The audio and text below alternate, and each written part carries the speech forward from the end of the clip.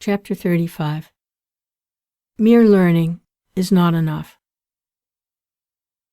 King Brihadyumna, a disciple of the sageRaibhya, performed a great sacrifice at which he requested his teacher to let his two sons, Paravasu and Arvavasu, officiate.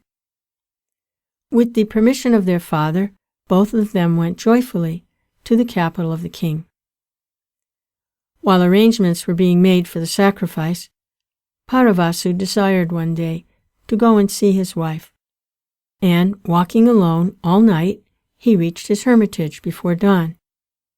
Near the hermitage, he saw in the twilight what seemed to him a beast of prey, crouching for a spring, and hurling his weapon at it, killed it. But, to his horror and grief, he discovered that he had killed his own father, clad in skins, mistaking him for a wild denizen of the forest. He realized that the fatal mistake was the effect of the curse of Bharadwaj.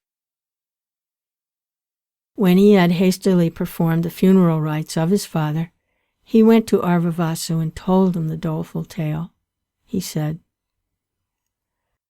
"But this mishap should not interfere with the sacrifice of the king.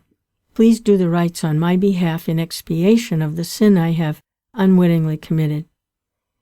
There is, mercifully, atonement for sins committed in ignorance. If you can be my substitute here for undergoing the expiation, I shall be able to go and assist in conducting the king's sacrifice. I can officiate unaided, which is a thing you cannot do as yet." The virtuous brother agreed and said, "You may attend the king's sacrifice.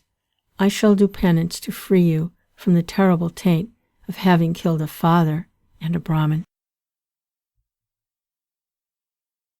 The virtuous Arvavasu accordingly took upon himself the expiatory rites on behalf of his brother.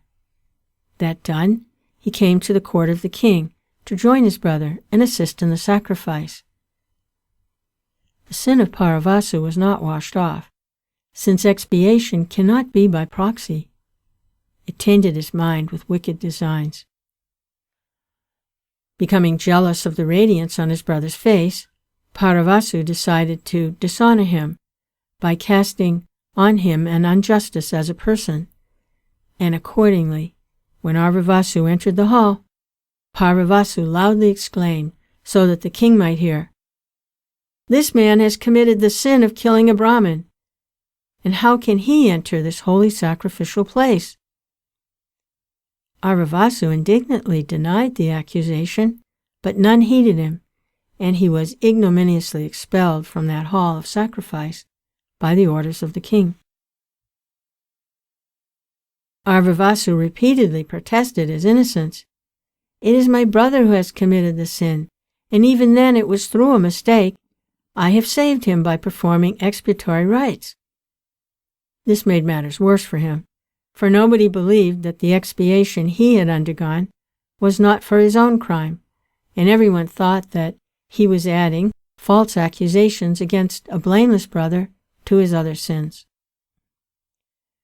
The virtuous Arvavasu, who, besides being falsely accused of a monstrous crime, was also slandered as a liar, retreated to the forest in despair of finding justice in the world, and betook himself to rigorous austerities. The gods were gracious and asked him, "O virtuous soul, what is the boon you seek?" High thinking and deep meditation had, in the meantime, cleansed his heart of all anger at his brother's conduct, and so he only prayed that his father might be restored to life and that his brother might be freed from wickedness and the sins that he had committed. The gods granted this prayer. Lomasa narrated this story to Yudhisthira at a place near Raibhya's hermitage and said, "O Pandavas, bathe here, wash off your passion in this holy river." Arvavasu and Paravasu were both sons of a great scholar.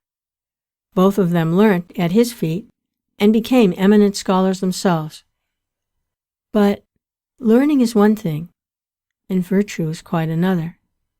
It is true that one should know the difference between good and evil, if one is to seek good and shun evil, but this knowledge should soak into every thought and influence every act in one's life.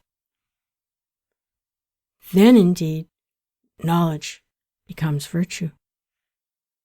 The knowledge that is merely so much undigested information crammed into the mind cannot instill virtue. It is just an outward show, like our clothes, and no real part of us.